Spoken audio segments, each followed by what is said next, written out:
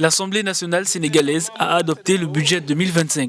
Ce plan financier prévoit un déficit de 7,08% de PIB, ce qui soulève des interrogations sur les priorités économiques et les stratégies mises en œuvre pour concilier investissement et maîtrise des finances publiques. Il y a un déficit budgétaire qu'il faut aujourd'hui, qui est quand même assez élevé, qui est proche des deux chiffres, qu'il faut ramener à 7%, le déficit budgétaire du Sénégal, qu'il faut ramener à 7% progressivement pour arriver à ce qu'on appelle le déficit communautaire, qui est fixé à 3% dans l'espace UEMOA. C'est un effort qu'il faut faire, mais la projection des réductions nous ramène à 2027.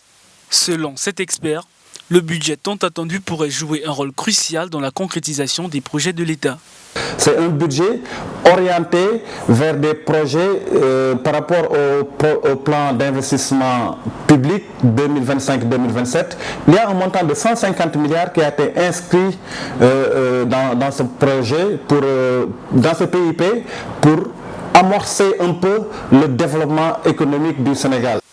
Au Sénégal, l'intégration des recettes des hydrocarbures dans ce budget pourrait ouvrir de nouvelles perspectives économiques. Ce n'est pas en fait la totalité des recettes qui proviennent de l'exploitation des hydrocarbures qui sont injectées directement au niveau du budget. Non.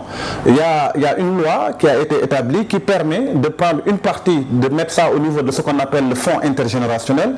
Il y a une autre partie qui est logée au niveau du fonds de stabilisation et une partie qui est intégrée dans le budget. Je pense que c'est très bien réfléchi. C'est très bien réfléchi par rapport à la gestion des recettes des hydrocarbures au niveau du Sénégal.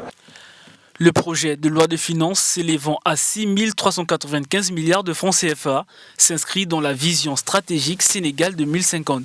Il a pour objectif de relever les défis de développement tout en consolidant les acquis sociaux et économiques.